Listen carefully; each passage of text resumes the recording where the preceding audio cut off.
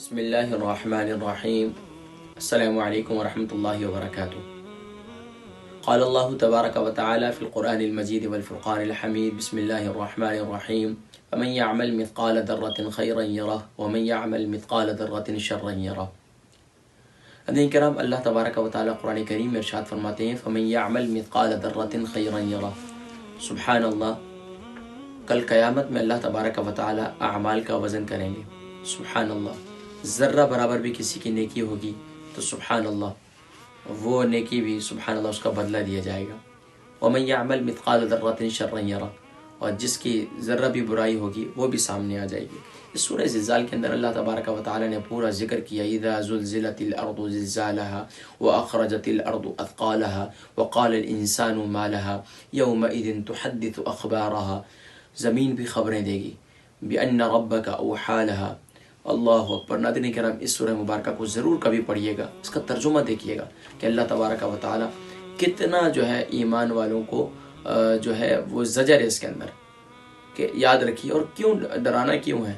اس لیے کہ انسان کی زندگی کے اندر کوئی ڈسپلن آ جائے، ایمان والے کی زندگی کے اندر کوئی توازن آ جائے، ایمان والے کی زندگی کے اندر اسے خوف ہو کہ کوئی ذات ایک ایسی ہے کہ جس کی بارگاہ میں نے پیش ہونا ہے اور ہر اچھے اور برے کا عمل کا بدلہ میں نے دینا ہے۔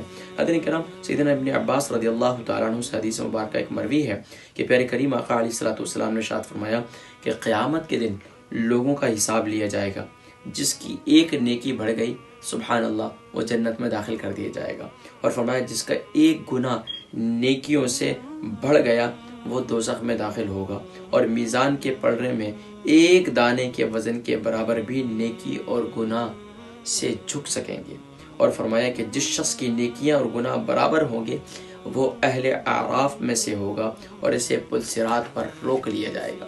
اور یہاں تک کہ اللہ کے نبی صلی اللہ علیہ وسلم کی ایک اور حدیث مبارکہ، اس کے بھی راوی سیدنا ابن عباس رضی اللہ تعالی عنہ ہے کہ حضور اکرم صلی اللہ علیہ وسلم نے ارشاد فرمایا کہ سیدنا جبریل علیہ السلام سے سبحان اللہ کہ یؤتی بسیئات العبد وحسناته فیقضى بعضها لبعض، کہ انسان کے گناہ اور نیکیاں پیش کی جائیں گی، بعض کا بعض سے موازنہ نہیں کیا جائے گا۔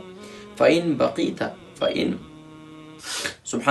بقیت واحدۃ وسع اللہ بها فی الجنہ، پھر اگر ایک نیکی بھی بچ گئی تو اللہ تعالیٰ اسے جنت میں داخل فرما دیں گے۔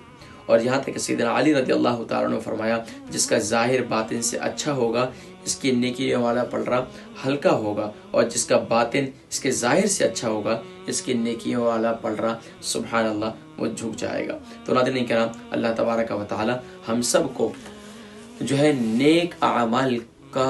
نیک اعمال کو اختیار کرنے کی توفیق نصیب فرمائے۔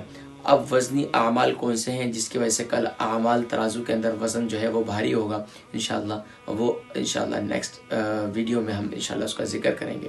اپنی دعاؤں میں یاد رکھیے گا۔ السلام علیکم ورحمۃ اللہ وبرکاتہ۔